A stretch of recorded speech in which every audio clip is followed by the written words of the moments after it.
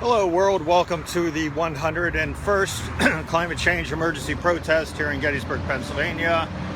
I'm here at the square, and as usual the trucks are on a roll and it is very loud. It is November 13th. The 102nd Climate Change Emergency Protest will be on November 20th. So presently the CO2 level is 413.82, which is 4 points above last year. That's in parts per million. The equivalency, if you factor in methane, the first 2 years it escapes from the permafrost.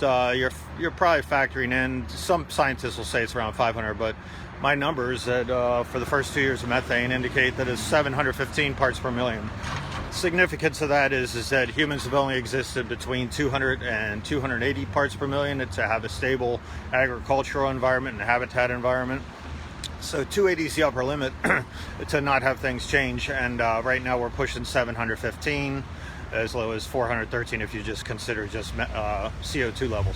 So we're way out of control, and we're in deep trouble as far as the situation goes, trying to have a stable work environment. So temperatures, if you go by the IPCC numbers, now are at 1.3 above the, it's 1.3 degrees Celsius above the 1880 level, which the target, the IPCC in 2016 or 15, the Paris Agreement, they want a 1.5 target. So we're at 1.3 already. We're going to blow past 1.5, and by the time we go up another 0.2 of a degree, we're going to have worldwide devastation as far as crops and habitat and just basic survival. And as we rifle past 2 degrees Celsius, we're going to have trouble surviving. This is catastrophic, what is coming our way. And the coronavirus is an indication of how things respond, such as governments, to helping us. As the system breaks down, you have less travel going to be involved, and that's a good thing. And the CO2 levels will continue to go up, though, because we're in feedback loops. The benefits of it is that the particulates rain out of the atmosphere, but which also cuts down on the pollution in the air, but also that's the bigger particulates. The aerosol masking effect disappears, which is, it makes the air clearer, which in a backhanded way makes things worse, in that the sun comes through the particulates that were once there in the air and strike the ground, and makes actually the atmosphere heat up even more. So it's a double-edged sword that you clean up the air, but it actually gets hotter. So we're in a really bad situation. I don't know how we're getting out of this, but we got to try. So this is the challenge for all of humanity. This is it. This is round 15 of a boxing match, and we're about to get knocked out. We're teetering on the ropes, and we're getting pummeled. And unless we rally real soon, this is the end of the match. And it sounds, easy putting it that way, but it's going to be really horrible. As impossible as this sounds, and it's impossible to say this, we need zero emissions right now. 2020 years ago was the goal, to have zero emissions by then, and now here we are in 2020. Things are just getting worse and worse. So it's not going to happen, but we need immediate cessation of all emitting of fossil fuels, and like a bathtub. Let's say you're going, this is an allegory. If you go into a bathtub and in your bathroom, and your spigot is running like crazy, the bathtub is clogged, and the water is running out over the top of the bathtub, what is the first thing you do? You turn off the spigot where the water is coming out. Then after that, no more water is coming in, so then you work on getting rid of the clog so you can drain out the bathtub. Now, the bathtub itself, the water in it is symbolized by the CO2 in the atmosphere. The drain would be a carbon sink, such as trees, or some sort of technological way of pulling CO2 out of the atmosphere. So we need to first do the easy thing, which is turn off the bathtub. And that's hard to do because people don't want to give up their cars and their way of life, which is understandable. Things have gotten so out of control, though, that we have to do that immediately. So you have to turn off the spigot, which is the CO2 in the atmosphere. Then you have to drain the bathtub, which is put things back into the earth, which is the CO2. And then work on not emitting any more CO2 in the atmosphere. Presently, the Arctic is a carbon emitter. It used to be a carbon sink. So it's putting out more carbon than it's pulling back in. So that is through methane and CO2 levels due to permafrost loss. The Amazon rainforest is soon to be a carbon emitter as well because they've cut down so many trees. So between the forest and the decomposition of the forest floor due to rotting trees, the Amazon will actually become not a help to us, but actually a bane to our existence. This is the highest level of CO2 in the last 23 million years. Now, 65 million years ago was the last mass extinction. So, once we start heading towards 65 million years, you can easily tell that our timeline is getting shorter and shorter. A few years ago was the highest level in 3 million years. Now we're up to 23 million years.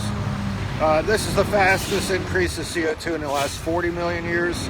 The barrier reefs in Australia have had their third mass bleaching in the last 5 years. The Arctic permafrost is melting, as I said before, which has methane hydrates in it in the subarctic seas, as well as CO2 and methane in the soils as well.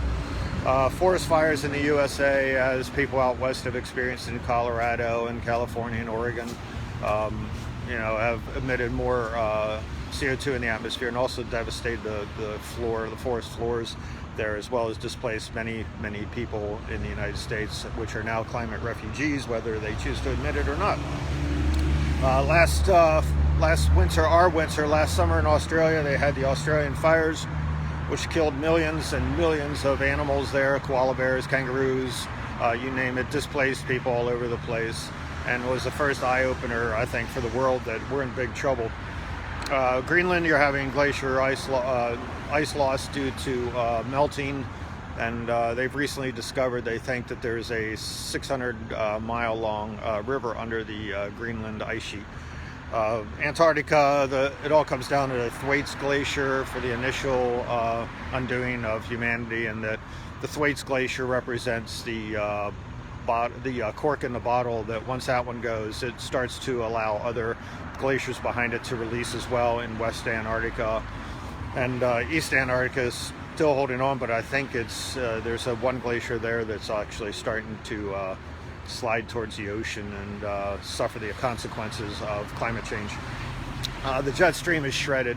I'm out here in November. It's November 13th, and the wind's not blowing. We should have winds just tumbling out of the North Pole area down to here, and it should be brutally cold, and I shouldn't be able to stand here in a semi-light jacket and be comfortable. It's 46 degrees right now. It's going to be upper 50s by next weekend, not this weekend, but the following weekend. It's going to be in the 60s again.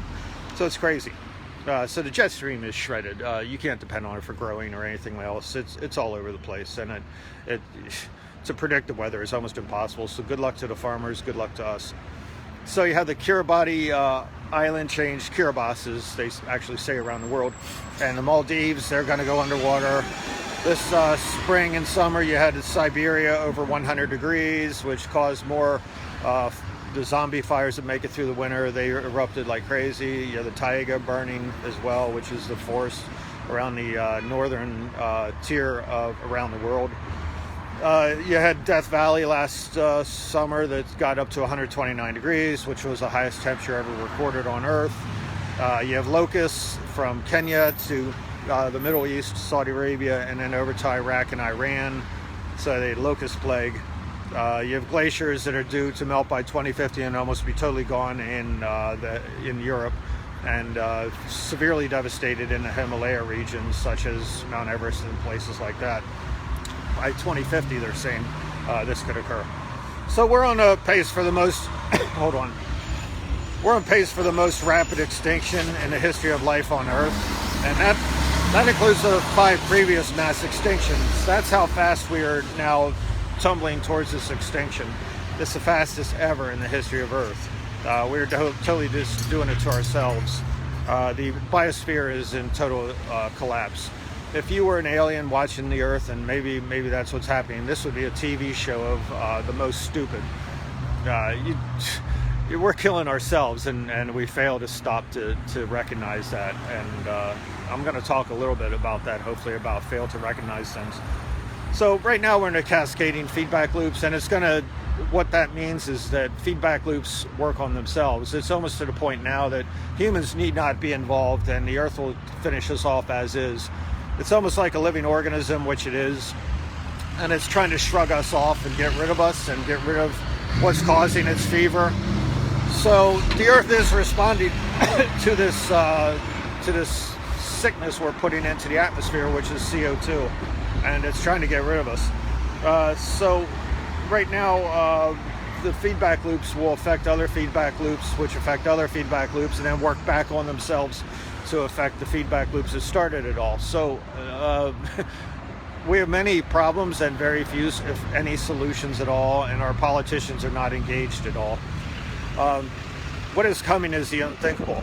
We need unthinkable action right now, which is to get rid of all carbon, fossil fuel emitting appliances, devices, ourselves, whatever else is emitting fossil fuels immediately. We can't survive this situation if we don't stop carbon CO2 emissions, and that's an impossible thing to do, I realize. And sometimes there are no solutions. My father-in-law asked me a couple weeks ago, what's the answer, what are the solutions? And I said, I don't have any. So that's all we can do. You can do little things, plant trees and do things like that. What's coming is, though, you're going to have mass migration by billions of people. We're seeing it in the thousands or hundreds of thousands of people around the earth are migrating, and now the United States is experiencing that. You're going to have impossible temperatures. Hold on.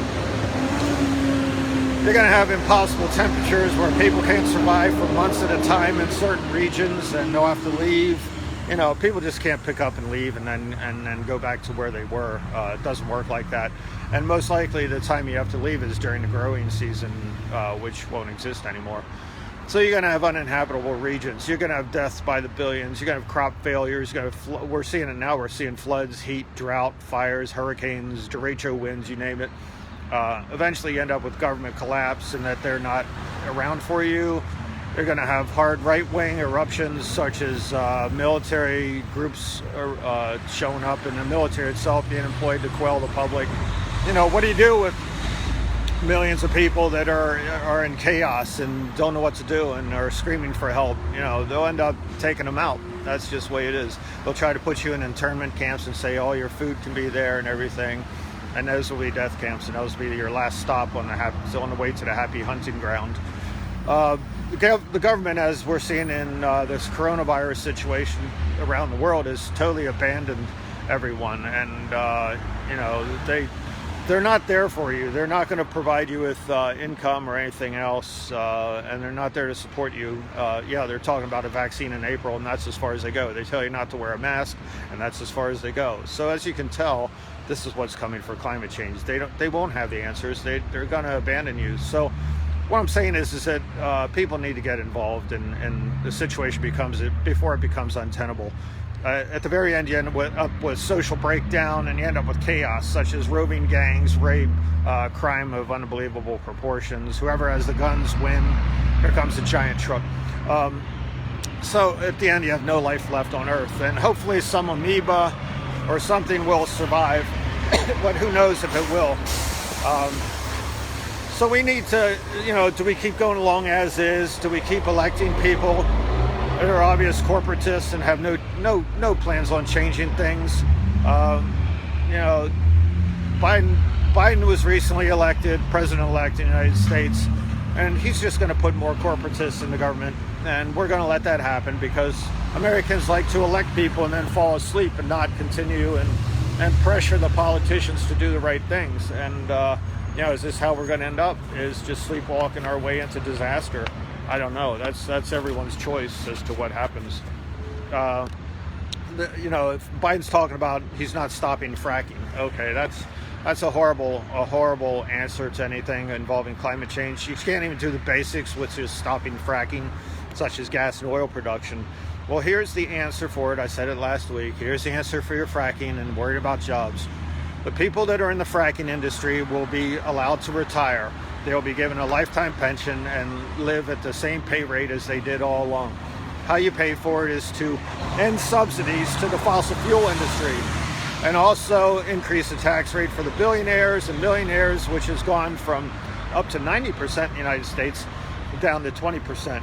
So we need some clear-headed thinking that thinks outside the box, and that's just not happening right now. This machine that is politics is going to grind away on us, and you're putting in people that are compromised corporate shills. In the United States, you have people like Biden, Trump, Pence, Kamala Harris. You have Mitch McConnell. You have Nancy Pelosi. The entire situation, and the easy answer for that is term limits. You can't have term limits, and once you leave government, you can't go back in any form, such as being a lobbyist or anything like that. So there's some easy solutions to the political situation, but we're not willing to do it, and we keep voting in people that are wrong for America. You got two parties strangling the system, and that's not a good situation. And we're going to keep putting people in that are of that ilk and are prone to be corrupted due to money and power. So nothing changes unless you are the one to make the change. You have to make the change. We need solutions to what's happening, and people need to start thinking and getting out in the street and protesting, and can't keep going along like this and acting like everything's okay, because it's not. I'm sorry to give you this hardcore news, but that is exactly what you need to hear. Y'all need to quit being babied by your politicians and everyone else in the media not covering anything about climate change. They covered more about golf this weekend than anyone even mentioned the word climate change. I didn't hear that word mentioned once, given all the fact that we have more hurricanes coming on the way, and we just had one in Florida again. So, things are not good, and you guys are, not you guys, because you all are listening here, but the people, your friends and my friends and family and everyone aren't listening and paying attention. So tonight, or today, I Am Greta is on Hulu, and that's about Greta Thunberg. It's a new movie out, and that's on Hulu, and that starts today, Friday. And then I recommend that, if you want to get more educated about climate change, you go down my website here, and Tanya's website. We've been putting on for the last 7 years about climate change. Also, I recommend Environmental Coffee House on YouTube as well as on Facebook. You also have Extinction Rebellion on YouTube and Facebook. People that are really good are Roger Hallam and Paul Beckwith. They're really good college professors who give excellent talks. Roger Hallam used to be, and is, I guess in some loose way, still with Extinction Rebellion. You Peter Wadhams and Peter Carter, and Paul Beckwith, as I said, in Canada. He's a really good college professor. You can learn a lot. So I suggest you do some research and start getting out and protesting, and do your own protests. You don't need to join my protests. You can make your own. You can talk to your family and friends as to what's happening, and you actually need to go out and start doing things. Dig up your lawn, plant trees. Rather making 5 trips to the town in one day, how about 1 trip? Get a car that's more fuel efficient. Try to take mass transportation in areas where it exists. There are little things we can do. I don't know what hope we have, but you got to try, and at least try to say something on Earth. And I hope to see you here next week, and thanks for listening. See you later. I'll be on, that'll be November 20th, and that'll be number 102.